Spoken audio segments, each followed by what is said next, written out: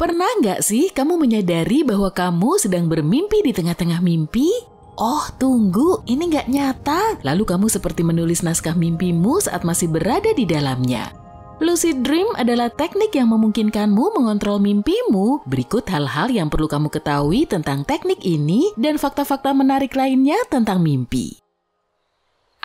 Mimpi begitu misterius dan gak bisa diprediksi. Kamu mengingatnya begitu jelas saat pertama kali terbangun, tapi kemudian mimpi-mimpi itu seakan-akan menghilang. Lucid Dream atau mimpi sadar mengubah semua itu. Pada dasarnya kamu sadar sedang tidur dan bermimpi. Dengan tingkat kesadaran tersebut, kamu membentuk narasi mimpi dengan imajinasimu. Beberapa faktor mempengaruhi ingatan akan mimpi, seperti durasi tidur dan bahkan pola makanmu. Penelitian mengungkap bahwa orang-orang yang gak terlalu berusaha untuk mengingat mimpi mereka pada malam hari bisa lebih mudah memasuki kondisi ini. Kalau kamu belum pernah mengalami mimpi seperti ini, gak masalah kok. Kabar baiknya, kita bisa belajar dan menjadi lebih baik dalam hal ini seiring waktu. Bahkan ada lebih dari satu cara untuk berlatih mengalami mimpi sadar. Seorang peneliti menguji efektivitas 5 teknik berbeda dengan melibatkan ratusan partisipan. Teknik pertama dari mimpi sadar adalah pengujian realitas. Di sini para peserta diminta mengamati lingkungan sekitar mereka secara berulang-ulang setiap hari untuk mengenali realitasnya. Tujuannya adalah untuk mengubah perilaku ini menjadi sebuah kebiasaan. Dengan cara itu, peserta bisa menguji realitas dalam mimpi dan mengerti bahwa mereka sedang bermimpi. Pemeriksaan realitas juga bisa dilakukan di siang hari. Hal ini akan meningkatkan metakognisi, yaitu kesadaran akan pikiran sendiri. Kamu jadi terbiasa membedakan kehidupan nyata dan mimpi. Kamu bisa memeriksa jam untuk melihat apakah waktu berjalan normal karena kamu nggak bisa benar-benar memahami aliran waktu saat sedang bermimpi. Atau tekan jari ke telapak tangan untuk merasakan apakah padat atau tidak. Menerapkan tes realitas ini di saat terjaga akan mempersiapkan otak untuk mencobanya di dalam mimpi dan memasuki mimpi sadar. Teknik kedua disebut bangun kembali tidur. Teknik ini menyarankan agar kita tidur dan mengatur alarm untuk bangun setelah 5 jam. Kemudian kamu terjaga sebentar dan melakukan aktivitas untuk menstimulasi otak seperti menulis atau membaca. Kemudian kamu kembali tidur. Dengan cara ini kamu langsung kembali ke fase REM. Kamu bisa bermimpi dalam tahap siklus tidur ini. Jadi dengan sedikit mengecoh alam sadarmu, kamu membuatnya tetap aktif saat masuk kembali ke fase tidur REM.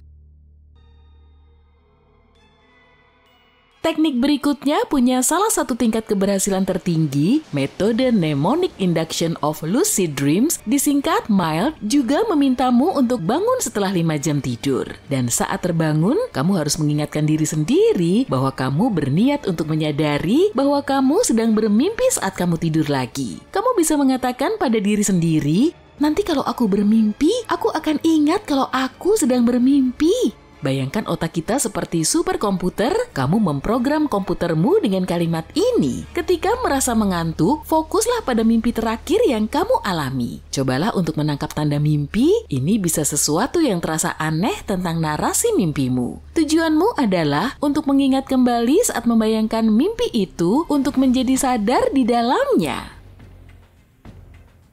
Oke, aku tahu mungkin gak ada yang mau meninggalkan tempat tidurnya yang nyaman dan terbangun di tengah malam, tapi cara kerja teknik mimpi sadar yang digerakkan oleh indera juga seperti itu. Cara ini menganjurkan peserta untuk fokus pada suara, penglihatan, dan sensasi fisik setelah bangun tidur. Mereka bisa mengendalikan kejadian dan substansi mimpi kalau berkonsentrasi pada setiap rangsangan selama 20 detik sebelum tertidur lagi. Cara ini termasuk salah satu yang paling efektif. Teknik terakhir adalah combo. Saat alarm membangunkanmu setelah 5 jam tidur, kamu fokus pada suara dan sensasi yang kamu dapatkan dari sekitarmu. Kemudian, ingatkan diri sendiri tentang tujuan utama dari tindakan tersebut dengan bantuan ungkapan niat. Ini butuh latihan dan memakan waktu. Sedikit demi sedikit, seseorang akan menjadi lebih sadar dalam mimpi-mimpinya. Tahukah kamu bahwa orang-orang yang lebih muda punya kecenderungan alami untuk mengalami mimpi sadar? Sebuah penelitian di Harvard menemukan sebagian besar orang yang lebih muda mengalami mimpi ini dalam proses pertumbuhan mereka. Hasil penelitian ini menunjukkan bahwa seseorang bukanlah belajar, melainkan mengingat cara untuk mengalami mimpi sadar. Ini berarti kita sudah tahu caranya, selama ini kita hanya perlu mempraktikkannya. Kamu mungkin berpikir bahwa menggunakan imajinasi untuk mengendalikan mimpimu bisa membuatmu lelah, tapi kenyataannya justru sebaliknya loh. Begitu mencapai kondisi mimpi sadar, otak akan memasuki kondisi gelombang gamma, dan ini keren. Mimpi sadar seperti kondisi meditasi yang alami dan kamu terbangun dengan lebih banyak energi. Apakah mimpi sadar punya manfaat lain? Iya, mimpi itu baik untuk kesehatanmu secara keseluruhan. Kamu mendapatkan pengalaman yang jelas dan terasa nyata. Kamu bisa melakukan beberapa hal yang mungkin kamu impikan saat terjaga. Ini bisa membantu memperkuat keterampilan motorik dan mengurangi kecemasan.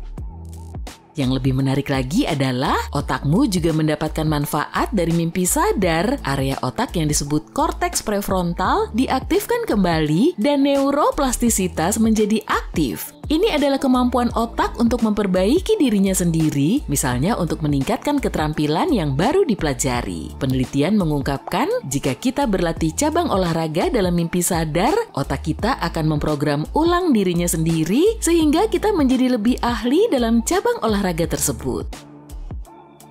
Jenis-jenis mimpi ini juga digunakan untuk mengatasi mimpi buruk yang berulang. Mimpi ini digunakan sebagai alat untuk mengatasi stres yang dialami seseorang setelah peristiwa traumatis. Metode ini sudah terbukti, beberapa psikoterapis menerapkannya selama sesi mereka untuk membantu pasien meredakan trauma. Para peneliti mengatakan mimpi sadar berpotensi menyembuhkan jika seseorang masuk ke fase ini dan menerapkan beberapa teknik pemulihan dengan visualisasi di bawah pengawasan terapis. Kita sudah membahas manfaat-manfaatnya, tapi apakah mimpi sadar bisa berbahaya? Secara umum aman, tapi ada juga risikonya. Sudah jelas bahwa sebagian besar tekniknya mengganggu siklus tidurmu. Hal ini mungkin buruk bagi orang-orang yang punya masalah kesehatan mental. Efek samping lain dari siklus tidur yang terganggu mungkin termasuk disosiasi. Kalau nggak bisa membedakan mana yang mimpi dan mana yang nyata, ini merupakan masalah. Ada juga yang disebut kelumpuhan tidur. Ini adalah kondisi saat kamu sadar, tapi kamu nggak bisa bergerak. Beberapa orang bahkan nggak bisa membuka matanya, dan kamu hanya bisa menunggu dengan putus asa sampai otakmu mengizinkanmu untuk bergerak. Jadi, sangat penting untuk berkonsultasi dengan terapis atau spesialis tidur sebelum mencoba memasuki kondisi mimpi sadar. Katakanlah terapis atau spesialis tidurmu sudah menyetujui penggunaan mimpi sadar dan kamu bersemangat untuk memulainya. Apa yang harus diperhatikan? Jawabannya adalah kebersihan saat tidur. Pola tidur bersih berarti aktivitas harianmu, terutama sebelum tidur, berdampak pada kualitas tidur secara keseluruhan. Kebiasaan tidur yang sehat membutuhkan lingkungan tidur yang nyaman serta jadwal tidur yang konsisten. Kalau keduanya terpenuhi, kamu bisa tidur nyenyak dan bangun dengan ceria keesokan harinya. Kalau kamu tidur di ruangan yang sejuk dan gelap, itu adalah nilai tambah. Kamu mungkin sudah sering mendengar tentang efek positif dari memindahkan perangkat elektronik dari kamar tidurmu atau berhenti menatap layar setidaknya 30 menit sebelum tidur siang. Hal ini juga mendukung mimpi sadar. Rutinitas ini membantu otakmu ingin tidur nyenyak, di mana kamu bisa masuk ke dalam fase REM.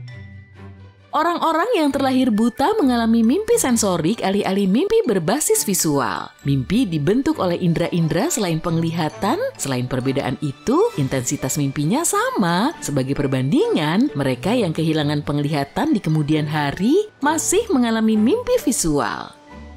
Ada bonus nih, hewan juga bermimpi loh. Anak bulmu terkadang berpetualang dalam tidurnya. Jadi, apakah kamu pernah mengalami mimpi sadar? Kalau pernah, ceritain yuk seperti apa pengalamanmu.